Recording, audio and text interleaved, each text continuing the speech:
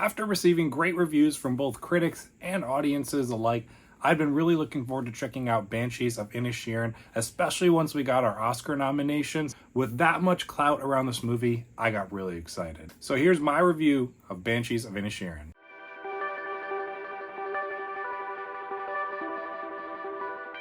Welcome once again, my name is Austin, and on this channel we talk about one of my favorite things in the world, movies, and how I tie together my faith with film and everything that's in between. From the very opening, this movie sets a melancholy tone from its beautiful scenery and the opening music, showcasing the beautiful Irish island scenery. This setting plays a big role into the movie and its story, as well as the community that we kind of have the story taking place in. Obviously, being an island community, it's very small. Everyone knows each other. They're very nosy in each other's business, all that kind of stuff. There's also not much to do, and it can be very isolating for some people. Let's start off with the story, and just so you know, I'm going to do my best with the names and some of the wording for this. I'm not Irish, so I don't know pronunciations. I'm just going based off of my memory from the film. But starting off with the story, Patrick, played by Colin Farrell, is devastated when his lifelong friend Colm, played by Brendan Gleeson, suddenly ends their friendship. With some help from his sister and others on the island, Patrick tries to find the cause and repair the friendship, as Colm's decision solidifies, an ultimatum with shocking consequences comes to light. So in this story, we follow Patrick as he is trying to figure out what's going on, what caused the end of this friendship, and try and get it back together. I really appreciated that we got to follow the story through his point of view, because it maintains the mystery around the reason for this friendship ending from Colm's character, and I thought that it was a really good way of putting us in his mindset and following through with the struggles and the hardships that he's dealing with, and just all of the inner turmoil that he's wrestling with along with this. All of this keeps you very invested from the moving performance as an all-around just nice guy. Colin Farrell gives a fantastic performance, definitely deserving of this Best Actor nomination that he received for the Academy Awards. And then we also have Colm in this story. Colm, as I said, played by Brendan Gleeson, another fantastic performance. He gives us a dark and mysterious kind of persona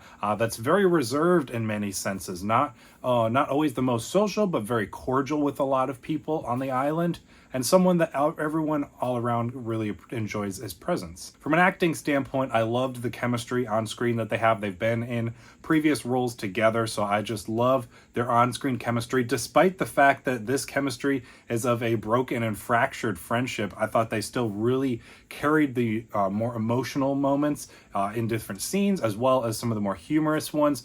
It's not easy to get this good of chemistry from just any actor. Dominic is another character on the island, played by Barry Keoghan. I think that's how you pronounce his name.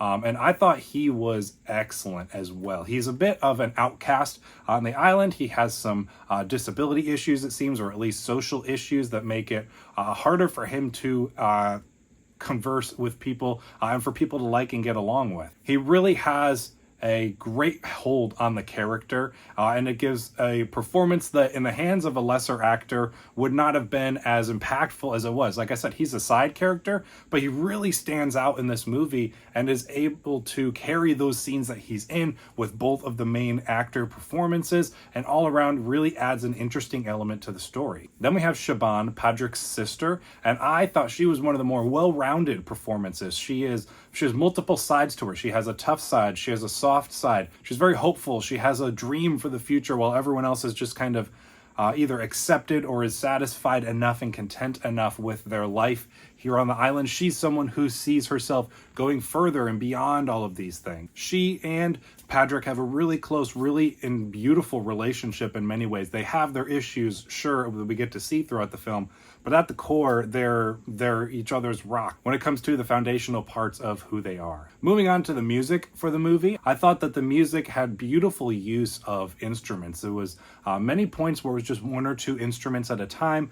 Then, there's moments where more of an orchestra comes in, but I really appreciated the tone that it sets with some dark moments, some humorous moments. It really enhances them and those scenes. There's also a sense of bleakness that builds throughout throughout the film, and you can really feel it as the details and different scenes are playing out and progressing through the story. Next, moving on to the filmmaking, beautiful scenery that is captured throughout this movie. It's very clear that they filmed on location for this. It really feels like they just took this island that they found that was like a snapshot in time and didn't have to do anything and just showed up and filmed there. It's beautiful farmland, and the way that they captured the sea around it on the sunsets, and the houses and the buildings, they're all so tangible and, like I said, lost in time to that early 1900s time period. It was so well detailed and well captured through the cinematography. The movie also has really engaging writing between its characters and the conversations that they have. Moving into the themes, this is a very thought-provoking movie. It is not one that's going to give you all the answers or leave you with the happiest, most complete ending that you're going to hope for. It's something that is going to leave you thinking, leave you wondering, leave you considering your own life in many ways.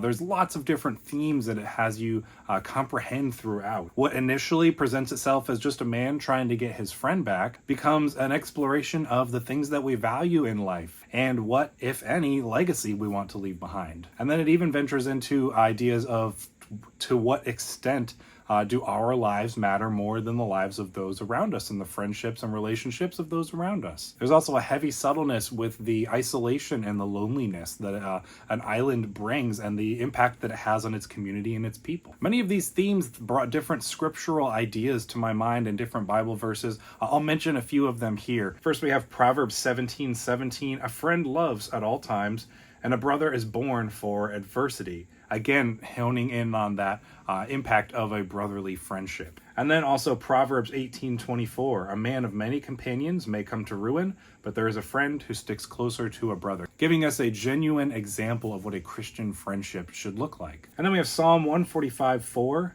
One generation shall declare your works to another, and shall declare your mighty acts. That idea of a legacy being passed on from generation to generation. And we have Psalm 25:16 through 17. Turn to me and be gracious to me, for I am lonely and afflicted.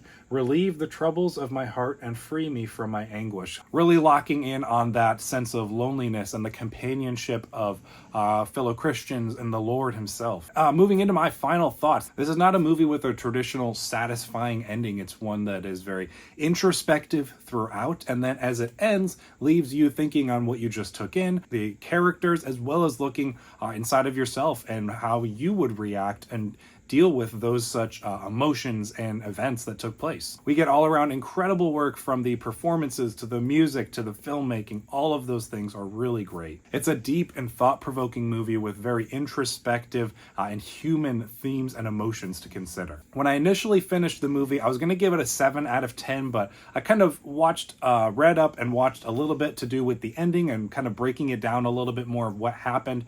And after that, I grew to appreciate the movie and its themes and story even more, so I'm going to give the movie an 8 out of 10. So that's my review and my thoughts on the movie Banshees of Inisherin. I checked it out on HBO Max. If you have that, you can watch the movie there. If not, there's plenty of other ways to find it and check it out too. I'd love to hear your thoughts on the movie as well, whether you agree with me, disagree with me, lie somewhere in the middle. Share those thoughts in the comments down below. And thank you for sticking around to the end of this video. I'll see you in the next one.